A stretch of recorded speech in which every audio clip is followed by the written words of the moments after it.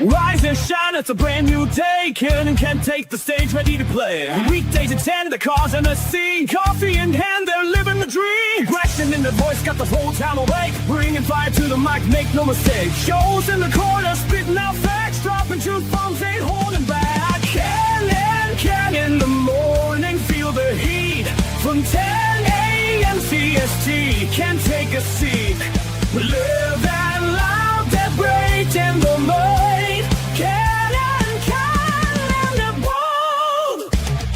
Light up your speakers, crank up the sound. They're talking about life upside down.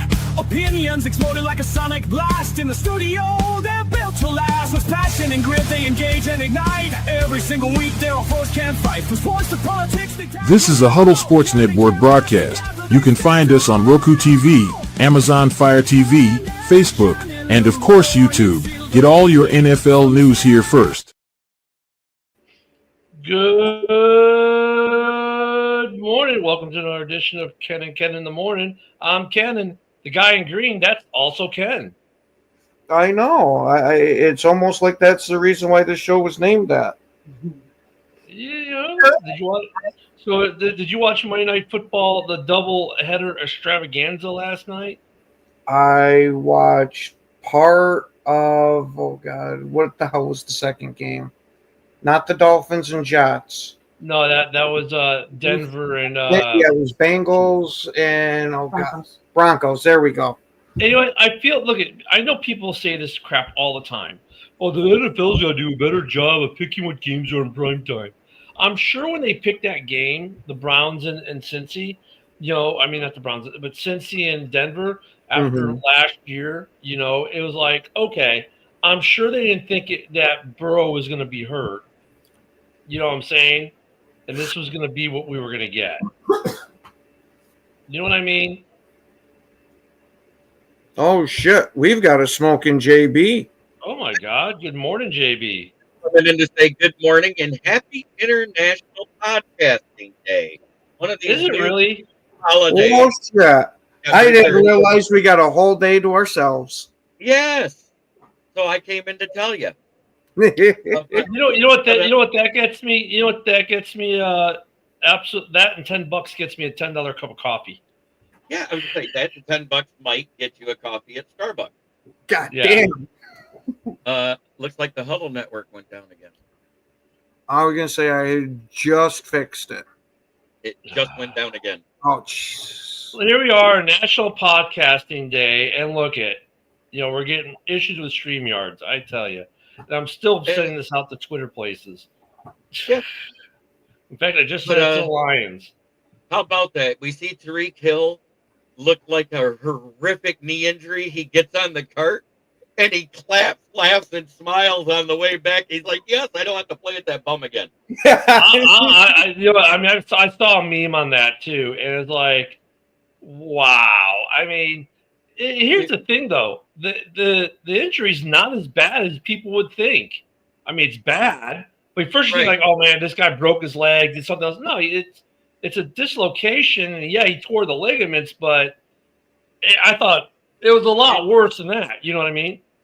8 years ago, it was a much worse injury. So here's the question. I guess let's just jump right into Tyreek here. Does Tyreek retire? Nope. If I'm him, I would with his age and getting all those ligaments torn in it. But hey, hold on. I know with all those kids, he's probably going to have to play till he's 45. Right. He's going to have to switch positions, and he might be a more available quarterback than Tua when he does. Wow. Granted, only as a backup, but that's the only way he's going to afford that child support. Yeah. All right, we have finally shared this out to all the Twitterverses. I was watching the game yesterday. I was like, oh, here we go again with Tua. With Tyreek and good morning, Matt. And it's just like, geez. And then Tua looked like he was going to get another concussion yesterday. He didn't. I'm waiting for him to go to the Romeo Dobbs. My helmet's 8 times bigger than yours helmet. He doesn't have enough intelligence to put that on. The Guardian I Cup mean- was pretty much brought in for him, and he goes, "Yeah, you know what? I like my brains running out of my ears." No, I mean, but look, we had the doctor on last year, and she's like, look, that helmet cover doesn't really. She even told us straight up that extra covering doesn't really protect. She said, yeah, it's kind of a more a feel good thing, but it doesn't really do what they say it does. And that's when we had Dr. Gay on, and she was like, look, you know, I mean, she's a head trauma specialist, and it went down again, Ken. And she's like, you know, it doesn't do what they said it does. Hey, good morning, Yinzer. So I don't know. Whoops. I don't know. Thank you, JB. I was trying to help. Yeah, no, thank you. I don't know how much that does good, but then look at Miami still wins yesterday, right? Miami, you know, they're now 1-3. The Jets, most disappointing game for them this season, because at least the other games against good teams, they were in it. Then they come play Miami and lay a complete goose egg. You know what it reminded me of? Every Aaron Glenn defense versus a bad team when we got beat. Fields had a phenomenal run. That fourth and 2 for like 60-yard touchdown or whatever it was. That was ridiculous. And then the huge pass that Garrett Wilson caught in the end zone over the defender. I mean, how the hell did he catch that? So, I mean, that's the thing about the Jets. Okay, Q wasn't playing. Okay, get that. So that hurt their pass rush. They let Achane run all over him. The defense for the Jets was non-existent. The offense showed signs of life, but never really got going. And it's just like I had higher expectations for the Jets this year. That's funny. I'm sorry. Oh Jesus! Winstar had some good ones every now and then. Yeah, he did. I don't know. I just Winstar, you're killing me, man. I expected more from the Jets, man. Like yesterday, last night's game was a complete letdown. Yeah, I just had a feeling with the way the Dolphins had played Buffalo that they were going to end up sneaking this one out because they finally showed a little bit of fight. So the Jets, they got a win so far. But JB, the Jets have been Jesus. But JB, the Jets have played like they played Buffalo well. They played some really good games. I mean, you expected, like, you were seeing, like, okay, maybe AG is the guy. He's got the guys fired up. Justin Fields has actually played some good ball. But at the same time, the offense isn't consistent there. And I said that would be the biggest issue with AG's team this year would be the offense because he went with a rookie coordinator when he's a defensive coordinator. What a rookie mistake. What a rookie mistake to go with a rookie coordinator. Good morning, Philip. I picked the Jets too. I picked the Jets too. Hey, we all picked the Jets. You know why? Because we couldn't trust that either Tua or anybody else would do anything on that team, and they picked this game to show up. So here's the thing: we got Joseph this morning. That game kind of like now with the injury to Tyreek, there's always a silver lining. In this case, maybe that means A.J. Henning gets off the practice squad and gets on the roster. I hate for him to make the league that way, but hey, getting on an active roster is getting on an active roster. So they lose Tyreek Hill, but for those who don't know, I think A.J. Henning actually will fill. If they bring him up, I think he can fill a lot of needs for that Dolphins team. He's not obviously as fast as Tyreek, but the kid is sneaky good, man.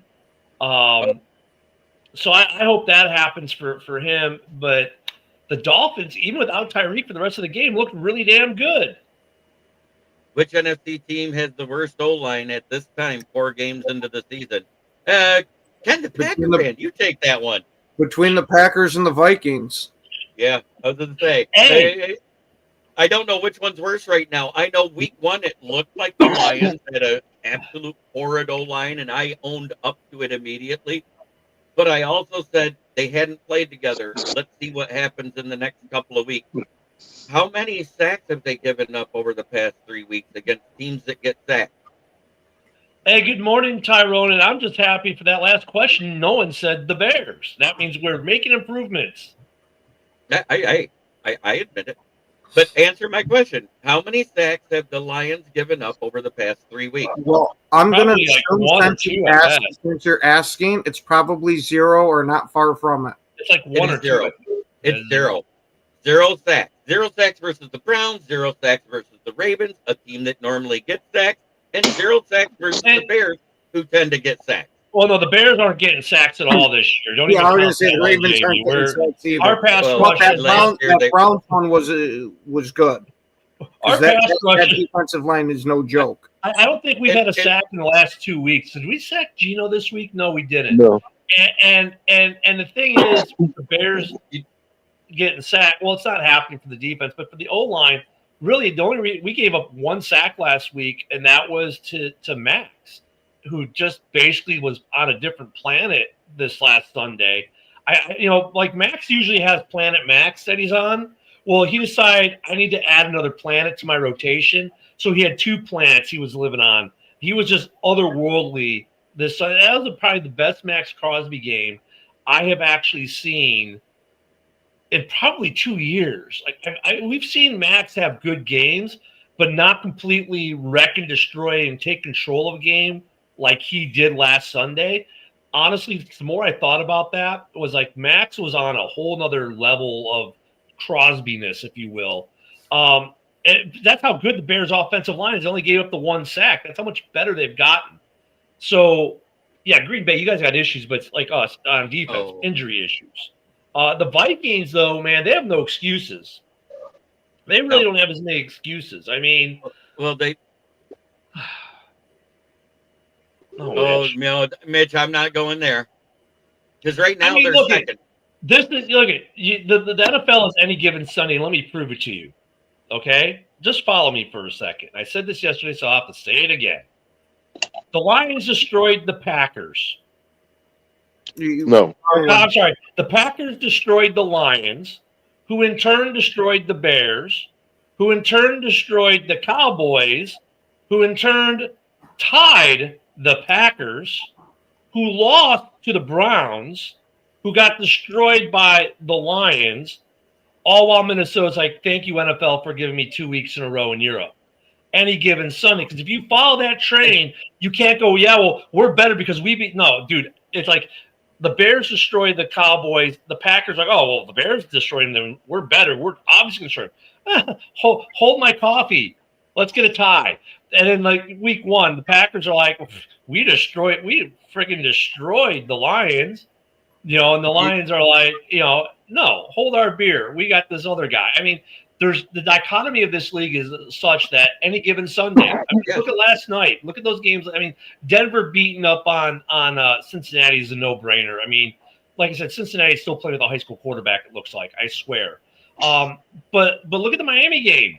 Like, the Jets should have won that game, but yesterday was Miami's number. This league got the dichotomy, and what they say, 70% of the Good luck with that. 70%, 70% of the games in this league are decided by one score Or less. or less. So I mean, the dichotomy of this league is like no one's really out of it.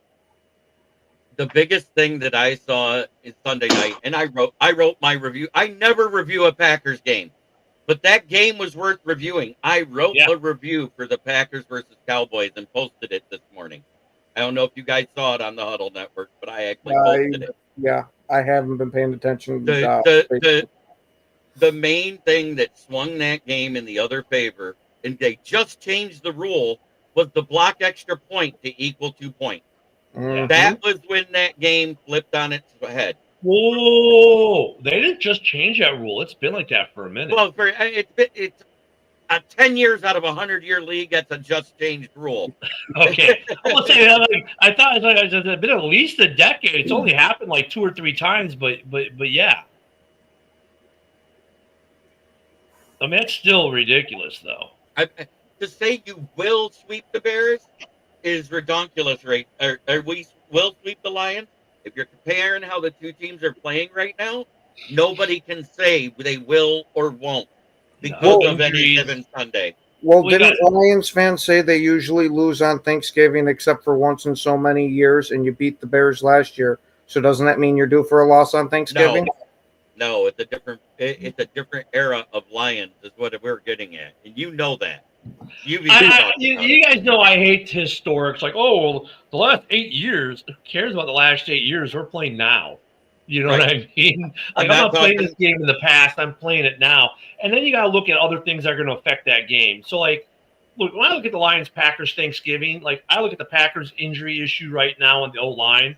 Hopefully for them, you know, they're like for Ken's mental health, it gets better. But it might not. They could come into Thanksgiving with a ragtag O-line because of injury.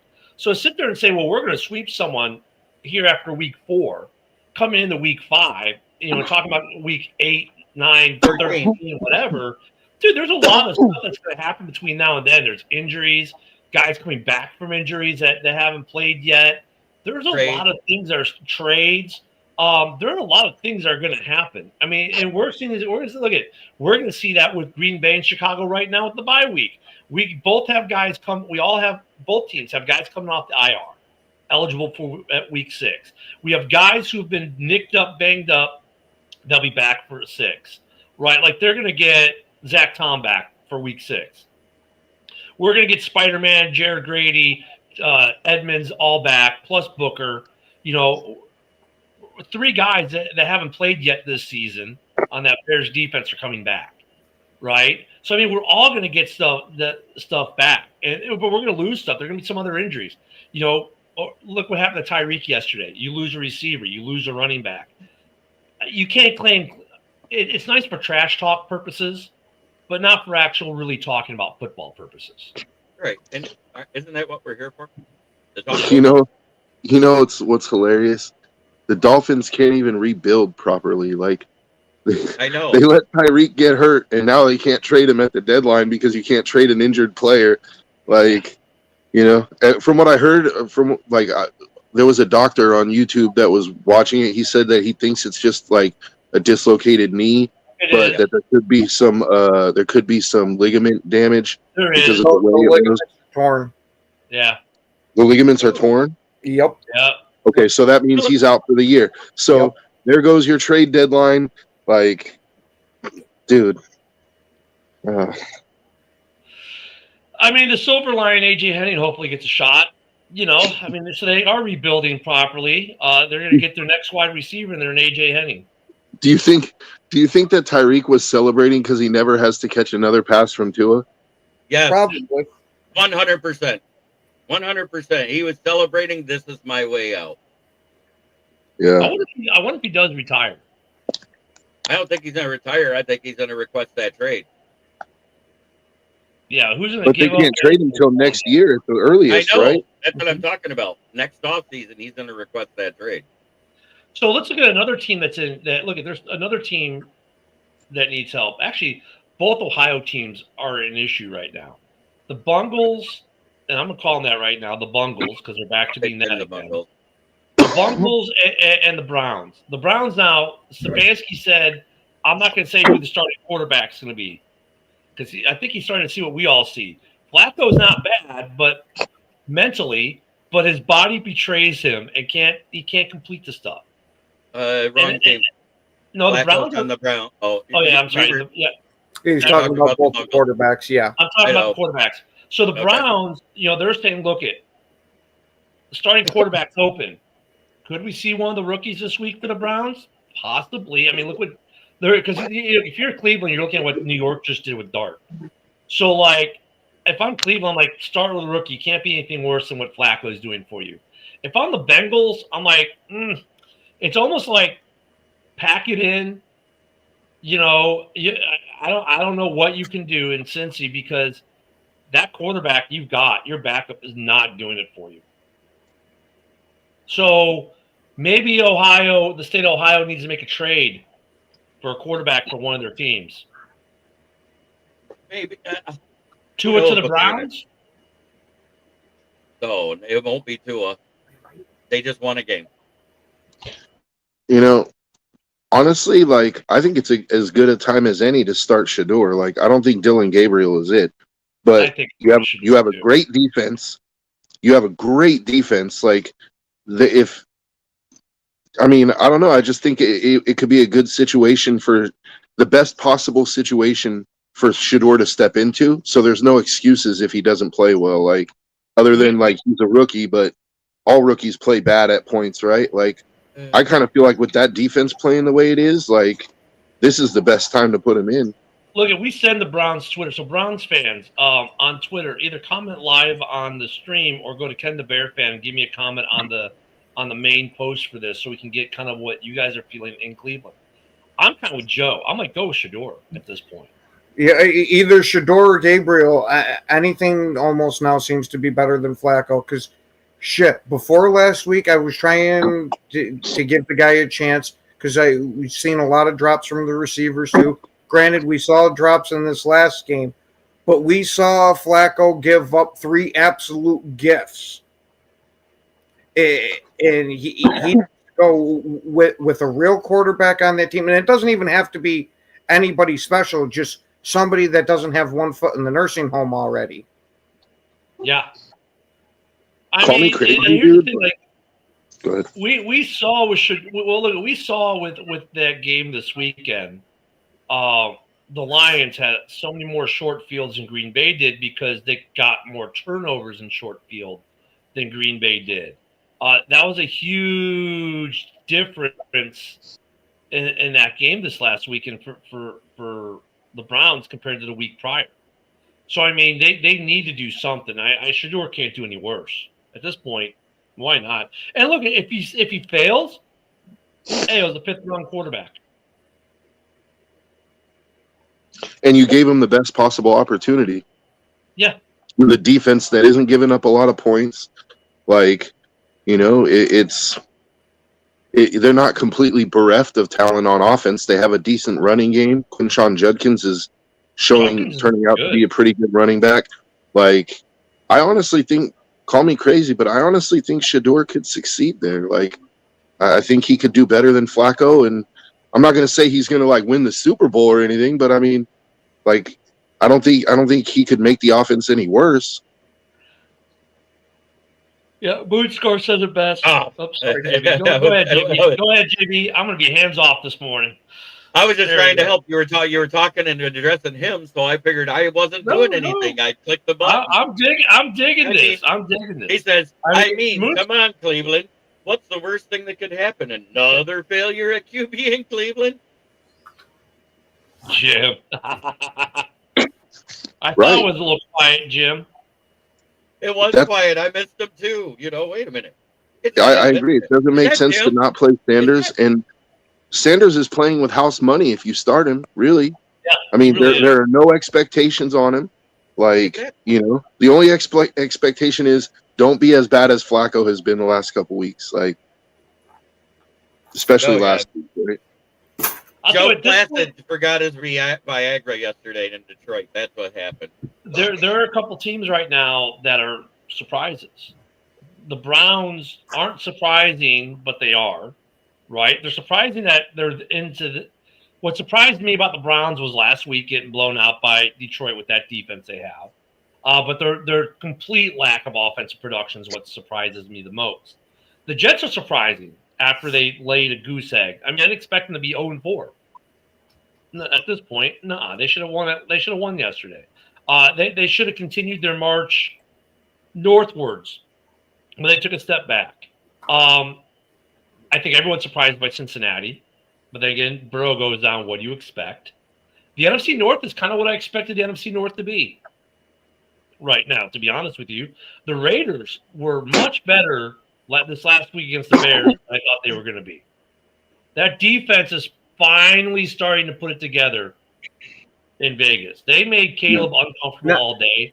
And speaking of teams that need a new quarterback, the Raiders need one freaking a year ago. Gino, they needed one before they got him. And I understand why they went with Gino. I understand why, because Gino does do some things, but he's very aggressive. But rewatching the game some, those interceptions, while the Bears don't get sacks, they do create uncomfortable pressure for quarterbacks. And some of those turnovers were uncomfortable pressure where Gino had to release.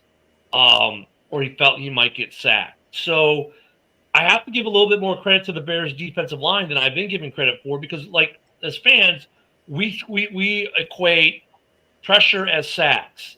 Pressure is making the quarterback get rid of the ball early and make mistakes, and the Bears have done a pretty good job of that the last 2 weeks. So Geno, I wouldn't put that all on him. But at the same time, I'm going to give Geno credit for the 1 year he had good, and everybody says, "Oh, that was with Pete Carroll his last year at the Seahawks." But they forget one thing: his QB coach, the guy that squirts that QB juice all over everybody and makes them better, Dave Canales. Yeah, I actually do put all three of those picks on Geno myself, like, because I've watched the Raiders all season, and every pick that Geno has thrown so far has been him trying to go for the home run ball. Like, there's stuff underneath that's open. On every one of those picks, there's guys underneath that are open, and he's not taking what the defense is giving him. He's trying to make the big strike, like the big play. And if he would just stop doing that. But that's a problem when we watch it because we see the guy in the middle, but you can't, like, we do that with Caleb, we do it with Love. Oh, but you missed this guy in the middle. Yeah, as he's being pushed to the left with defenders blocking the view or making it where it'd be this awkward cross-body throw. Sure, he's open in the middle, but how's he going to get the ball to him? I mean, there's that piece too. I mean, and those weren't home run strikes where he was trying to go 50 yards downfield or 40 yards downfield. I mean, I agree with you that I don't think he should have thrown at least one of those balls he shouldn't have thrown. The one was just a great pick by Tyreek Stevenson, made a great pick. And the other, they jumped the receiver. But I don't know. I mean, the Raiders are still better than what I thought they would be this last Sunday. It was a get-right game for their running game, that's for sure. Because the Bears' defense can't stop anyone running. Ken could run right now against the Bears defense. But we found out exactly why Amari Cooper retired after playing 1 week with Geno. Yes. Yes. Yes. Maybe they need Chad Powers. I think you've been watching that lately. No, but I just saw the commercials flipped on my screensaver on the Fire TV. I need to watch that movie. I think it's out. It came out last night. I need to watch that today. Ownership is the real problem with the Jets. That and the media. Well, yeah, I was going to say, don't take away from Namath selling his soul to the devil for that Super Bowl. But you know what, though, Josh? You got to give the Jets. Look, at the Jets have a new front office. They have a new head coach. You got to. And they're 0-4. And they're 0-4. And look, they look at against the Bills. They look good. Against the Steelers, that was a good game. Yesterday was a letdown game, and there are going to be letdown games in this rebuild for the Jets. But I think they're kind of going. And of course, look at no Q yesterday. No Quentin Williams being gone was a massive impact to that defense yesterday. It was Aaron Glenn looking past a weak team to the next opponent and going ahead and doing 2 weeks of preparation for that game. I agree. Because they did not look prepared for the speed of Miami. Right, but we JB, did this before. But JB, as Lions, we've done that before. But JB, the question was, what's the problem with their organization? Okay, sure, yesterday they trap gamed it. But, I mean, the problem with the organization right now is you got to wait and see. They got a whole new – they knew everything in there. And minus yesterday, the Jets have looked better this season. They just haven't gotten that W yet. It's going to come. Yeah, it's going to happen. And I'm not. You're missing my point. AG has a tendency as a defensive coach to look past weak teams. No, I got it. But that wasn't the question. That's why I know. Kind of like. I know. But I just want to make sure that's addressed because that's what I saw. I saw a team that wasn't prepared for the team they played on the field. And look, that's a learning curve of a rookie head coach with a rookie OC and a rookie staff. You know, so they are going to have days like this. And now look, if AG does this continually again as a head coach, it's going to become a problem. I mean, as JB has already pointed out, it was an issue as a defensive coordinator. If that issue persists as a head coach, he won't be head coach long. I mean, looking during the win streak, we looked past the Panthers that day. Remember that when they had 250 yards rushing at the half versus the Lions that had and they never gave up 100 yards all season. Yeah, missing Williams yesterday, though, kind of really hurt that defense, though, too, because he stopped so much crap. Williams is a good player, and missing Q hurt. But yeah, last night's honestly, games though, the Jets. I know that like last night wasn't a very good performance, but the Jets have, in the rest of the games, they've been playing really hard for AG. Yes. And I can see a situation where, this year is like the year where they're tough, but they lose a lot of games. But like the way that they play for him, if he can keep that locker room this year, I think next year there could be something for them. They could be competitive.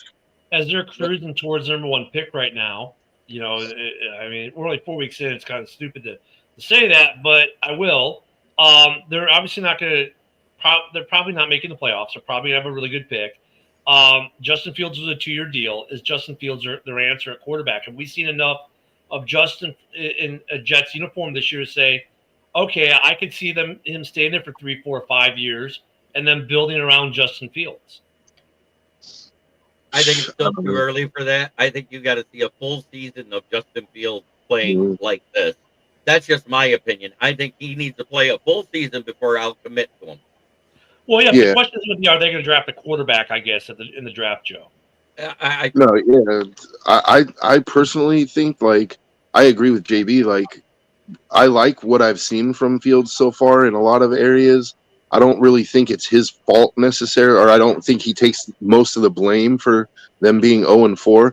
But it just depends on what the Jets organization is looking at. If they're looking at the fact that they're 0-4, then yeah, I think they might draft a quarterback. But if they're looking at what the Jets are building, that continuity of playing hard every week, like you don't start off winning games. So I wouldn't be against keeping Fields and building around him.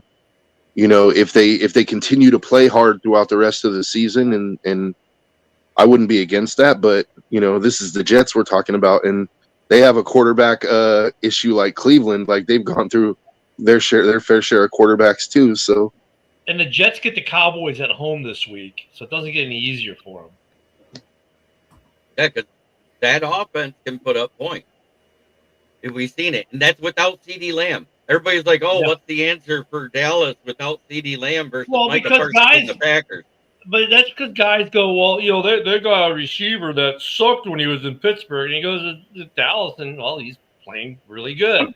Guys get this like, okay, well, let bring up Jim's comment again. I wanted to address the Wilson part later. But look at like this is great. Like this is my point. Well, he was benched in Chicago, beat out by Wilson. Was he really? Because if you talk, a lot of Steeler fans think Fields should have been the starter. But okay, just because that happened in that place doesn't mean the next place it's different. It's the same. And we're seeing that with Garrett Wilson and other guys. Go ahead, baby. And we got Wood this morning. So, basically, I got Wood basically, Tomlin told the Steelers that Wilson was starting because he built a rapport with them in the offseason. Yeah. So, I mean, just because a guy didn't do well in one place doesn't mean he's not going to. Look how many former Bears that did trash in Chicago went to other teams and did well. And guys in Chicago picked up that weren't so great. And other teams, and we see with every team, you pick up a guy, you're like, why did they get this guy? And I was like, oh, well, he's actually pretty good. But he sucked when he played at Team X. It happens all the time in this league. Change of scenery. Yeah. And I don't agree with that statement that Russ beat out Fields. Like the fact that they started Russ when Fields was 4-2 tells me that was their plan all along. That as soon as Russ was able to play, he was going to play. Yeah. They said that as soon as Russ got hurt. That's what I'm saying. Tomlin told the press, the fans, and everybody, as soon as Russ gets back, he's our starter. Yeah, he didn't beat out Fields.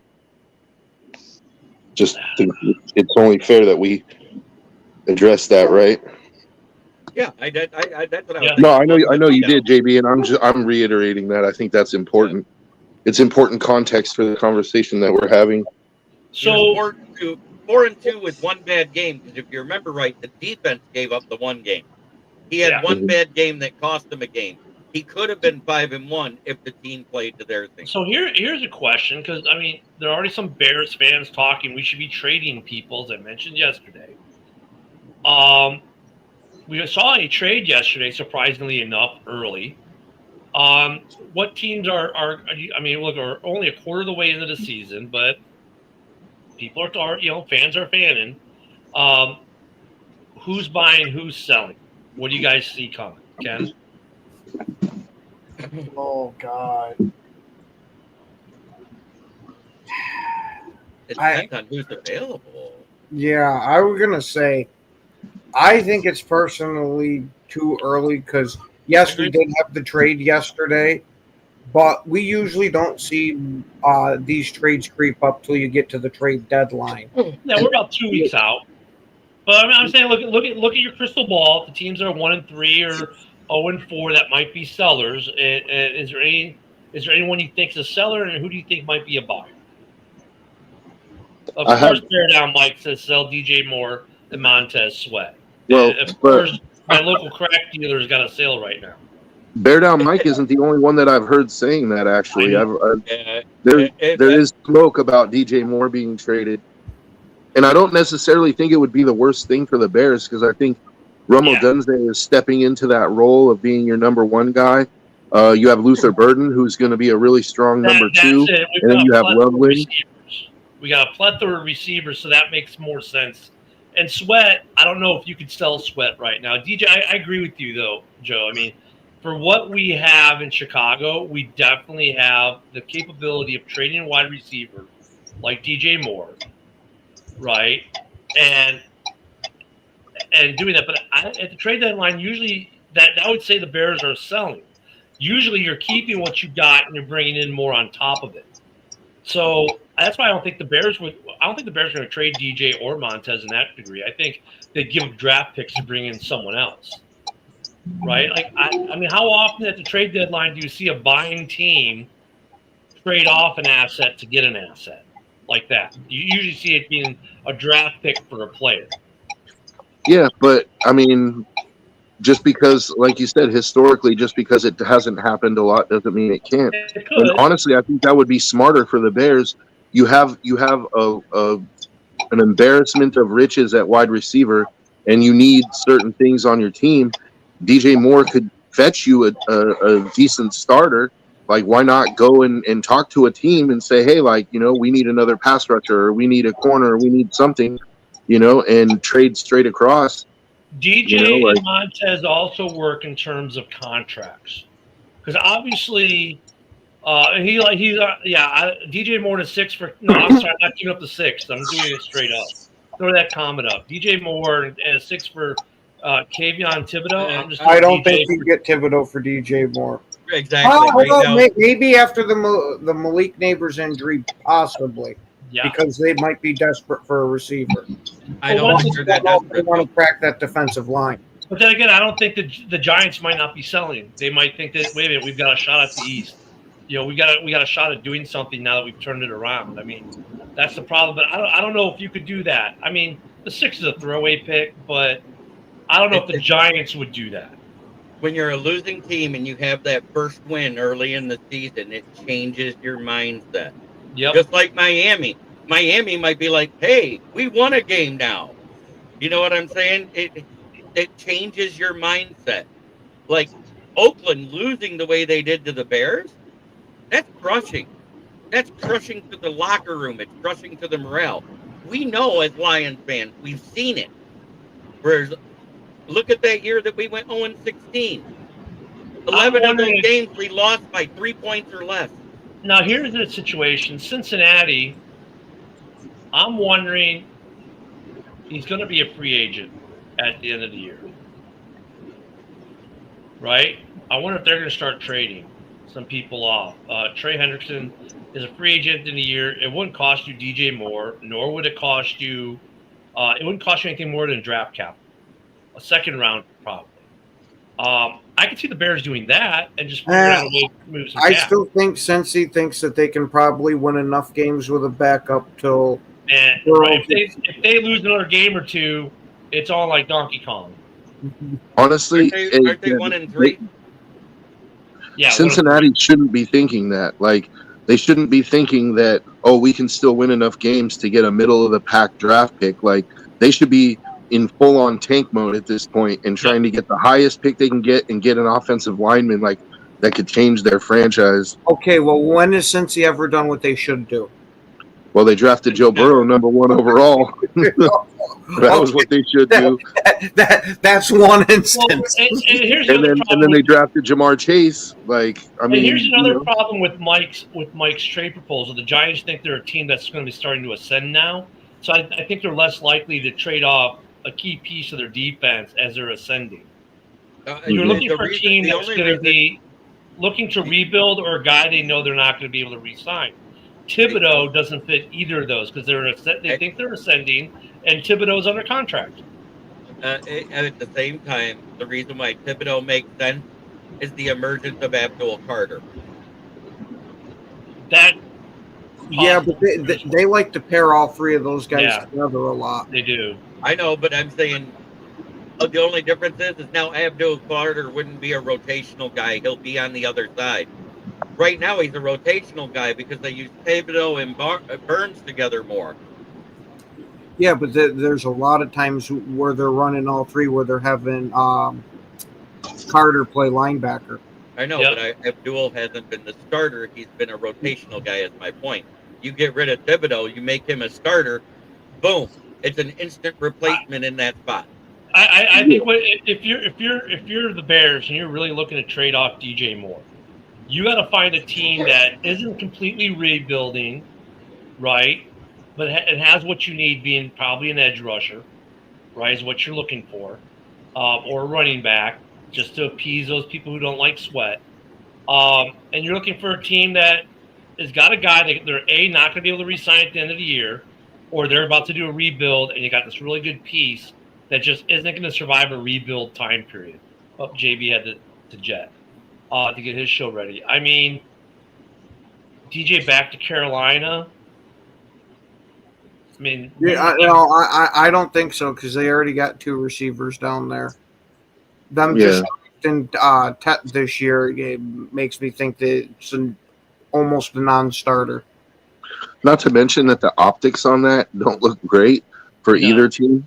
Like, Carolina traded him away only to get him back in a trade, and Chicago traded for him only to trade him back to the team. Like, that doesn't really make sense. I honestly think when in terms of it comes to the Bears, if they make a move at the trade deadline, it's going to be more of a spend draft capital versus sending a player. Because DJ Moore, they use in other things, and he kind of creates – there's an embarrassment of riches, like Joe said, but he's still needed on that team in ways that we don't necessarily see. Rob said they can't stop the run. Why do you want a pass rusher? Oh, that's a good question, Rob. And honestly, I kind of somewhat agree with you. But here's the theory: is you get a pass rusher that helps. If you start getting more pressure on the quarterback, the theory, I guess, would be that you start stopping the run more. Plus, you got guys coming back from injury. Well, I was going to say we've seen many teams be able to rush the passer great and not be able to stop the run for shit. I know. What you would want is a pass rushing defensive tackle like a Kenny Clark. But unfortunately, he's off the board. And look, Grady Jarrett was brought in to muck up the middle, and it's like the middle got worse since we got Jarrett. So, but without him this week, it was terrible. So, the weird thing is like you got two guys in the middle who are really good, and Jarrett and Dexter. Dexter Gervin Sr. I mean, they're both really good, but maybe because we're not getting enough pressure off the edge, I don't know. Dio has played pretty well. In fact, he's been better than Sweat against the run. Sweat's been kind of like a ghost this year overall. But Bears fans really want an edge rusher. So I could see us like, look at Trey Hendrickson. If, let's say, Cincinnati loses another game or two and says, look, we're not going to make the playoffs. We're not going to be able to resign them. If they could the Bears could pull off a trade for a second rounder, I think that would be impactful for the Bears. And the question is, can you resign Trey Hendrickson the next year? And what do you do? Yeah, he's had a couple flashes, but not consistent. But I think we're about a week or two out from something like that. But whether teams are selling, I don't know if the Giants are selling right now either. I think the Giants are looking to add if they can. They need a receiver, so I understand why Mike made that proposal. But what other teams are going to be relatively close to the hunt they're looking to buy, or what teams are going? I think the Dolphins prior to yesterday would have been a good sell team. Are the Jets a sell team? I don't see. That's the thing. I don't know if the Jets are a sell team at 0-4. I think they're trying to build. They might be buying. Like, because we saw Ryan Poles buying when people said, well, the Bears are going to sell. And the Bears were buying. They weren't selling.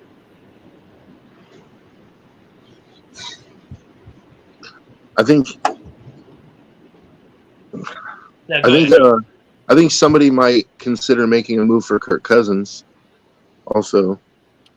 I think that's probably one of the bigger ones that's going to happen. And if Atlanta can't start winning games, I don't know. But I mean, Cleveland, like let's say they start Shador and Shador is absolute dookie, right? Like, yeah. I mean, at the trade deadline, you would be stupid to at least not make a phone call and see what it's going to cost you. Because with that defense, like I really think Kirk could actually get them to the playoffs with that defense. I agree. But where else could Kirk go? I mean, I don't know where else you could go. Like, who's going to be competitive enough where they're going to want to swap out their quarterback like that? Quarterbacks are a little bit of a harder position to trade at the trade deadline. Raiders need a good quarterback, Rob says. But once again, mid-season, how many teams do a trade and swap out, bring in a guy from off the street? Now, obviously, he's a rookie. He'll learn the playbook pretty quick, but, like edge rushers are pretty seamless and easy to bring in, it seems. And so are wide receivers, but when you're talking quarterbacks, man, that's a little bit harder. Rob is trolling. This is like the third comment now. So let me just address this.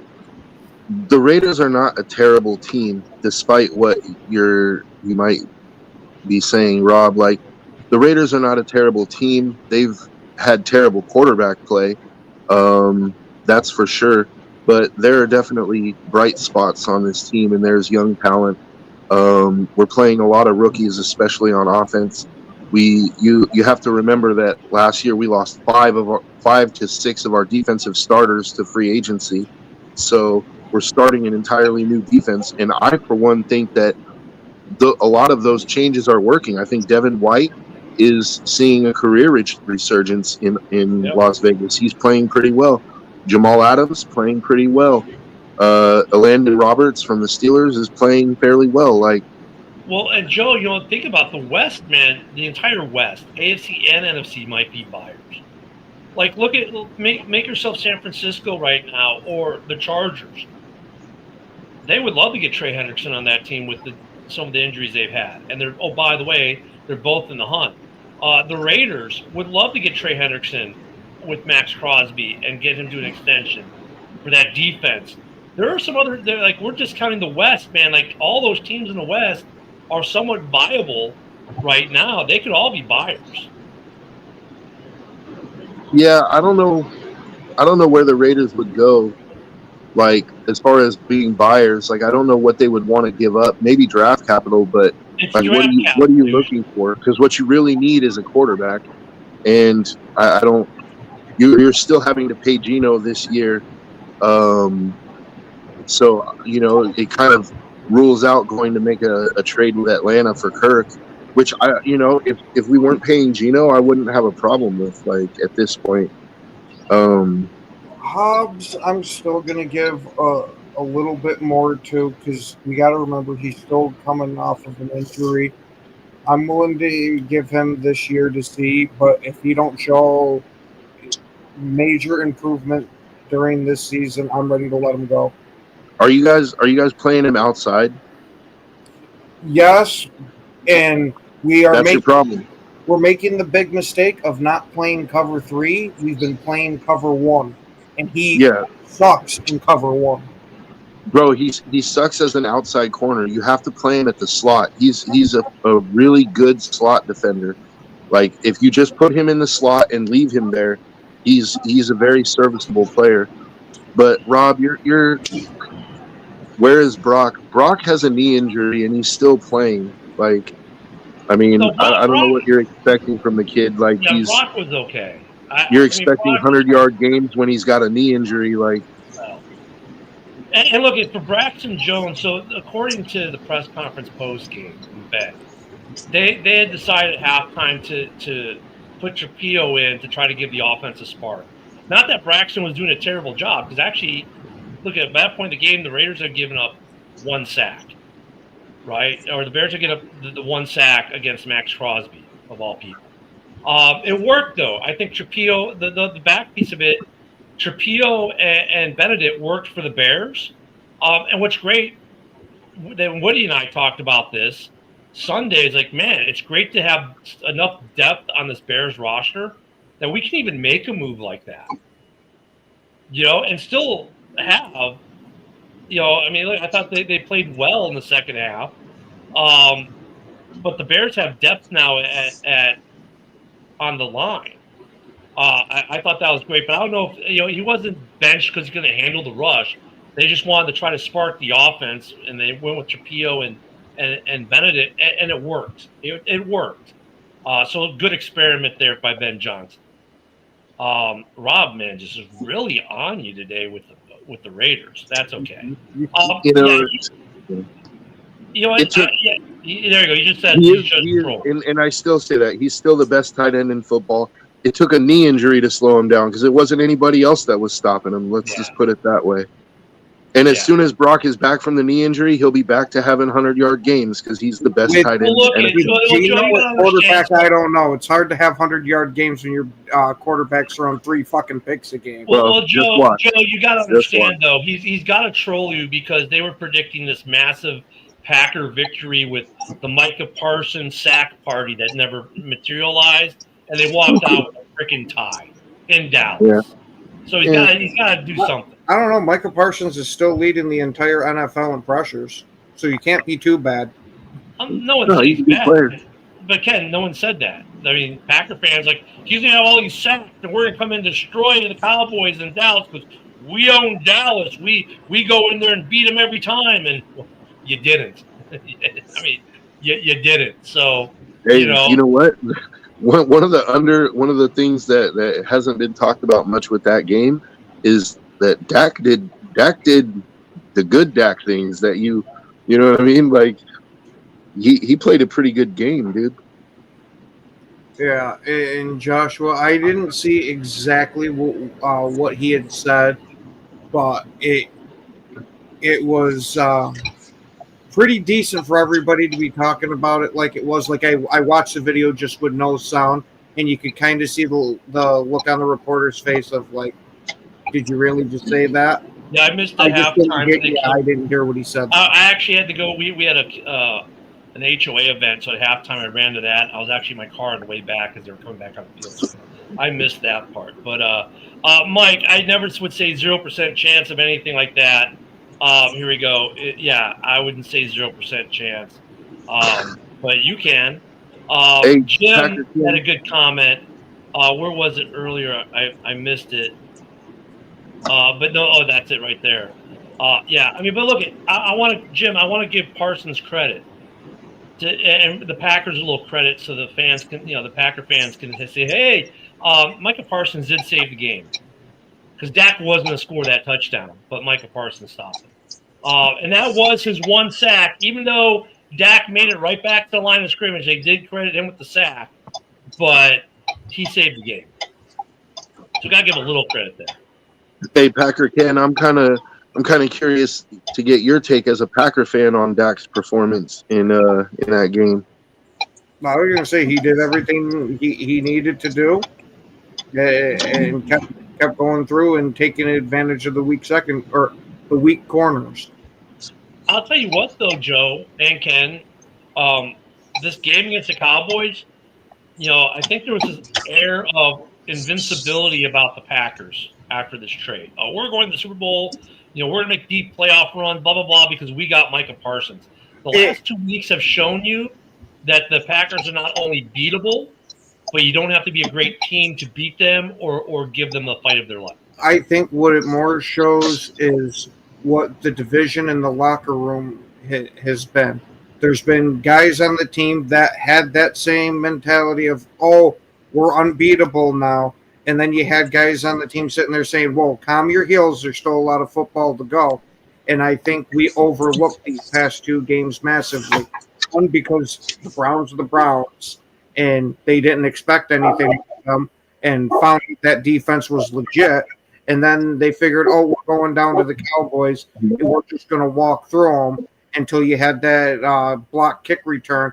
And holy shit, they almost got shell-shocked with it. Yeah, it changed the game. But, I mean, look, it doesn't change the fact that those 2 games prove that the Packers are obviously beatable. If they beat themselves a lot, yeah. No, they are beatable. You can beat the Packers yourself with your offense because you can stop Micah Parsons. And Packer fans are starting to realize what Cowboy fans look at. If Micah Parsons is so great, the Cowboys should have been winning Super Bowls left and right because of him. He's a good. Well, I mean, you also had Dak throwing a bunch of interceptions in playoff games. But I'm sorry. The Packers are gettable. You can get the Packers with Micah Parsons. You can beat the Packers with Micah Parsons. And the last 2 games really show that out. And I hope. Look at that. I think that's a good thing for Packer fans to kind of come a little bit back down to earth a little bit and say, okay, we knew they had a bad secondary. Sure. But if you could hold off Micah, you could expose this Packer team in the last 2 weeks. They've shown. Look, they got the bye week, so they have. I was going to say, great opportunity to work on that. If they get everything under wraps and go on a winning streak, does that mean that? Oh, they're still beatable. Your offense can go. No, it depends what the winning streak is. If the winning streak is because the offense is putting up 48 and you're giving up 35, that doesn't mean Micah's the end all. I mean, let's see what happens here. But I mean, look, the Packers can win a lot of games. I'm not saying no one's saying Packers are bad. No one's saying they're going to lose a lot of games. There's a lot of people that are saying that. Well, not here. None of us are saying that. We're saying that the Packers are beatable, though, even with Micah Parsons. That's it. Good morning, Fred. I'm of the opinion that every team is beatable. The Packers are a good team, borderline very good team, but they have weaknesses. And I think that, if you can exploit those weaknesses, then you can have success against them. But that's the same with any good team. Every good team has weaknesses. I don't think these last 2 games are an indictment on the Packers, like maybe they aren't a good team. I think it's more that they had coaches that opposing coaches that exploited those weaknesses, and they had the talent to be able to exploit those weaknesses. Because I think if you can pressure Jordan Love, you can get him to make mistakes. I just want to know, can Romeo Doubs helmet? Right? Well, Jordan Love was under pressure this whole last game and played outstanding. I know.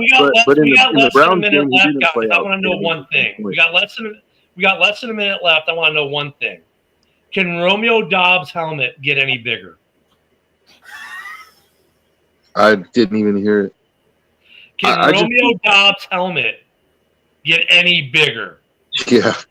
I don't know. Maybe they could pump it up before the game or something. No, but I just think that the Packers are a good team, but they have weaknesses. And if it just comes down to if you have the talent in key areas to exploit those weaknesses, you're going to do well against them. Like anybody else. Look at the Packers and the Bears each have a week to get right with some injuries and some scheme issues and stuff. But we're going to start looking at this week's game starting tomorrow. It's a Tuesday, so tomorrow we're going to start looking at Thursday and this week going forward. And maybe we'll see some other movement here after Tyreek Hill injury. We'll be tracking that as well. Everyone enjoy your Tuesday. We'll be back here tomorrow. Thank you, everyone, for the comments, for showing up. Will we start seeing some trades? That's something we can kind of start keeping an eye on. Who's going to be buyers? Who's going to be sellers? I can't believe, guys, we're already a quarter of the way through the season. Already. It goes that fast. So everyone have a great day. Until tomorrow, though, enjoy your day, everyone.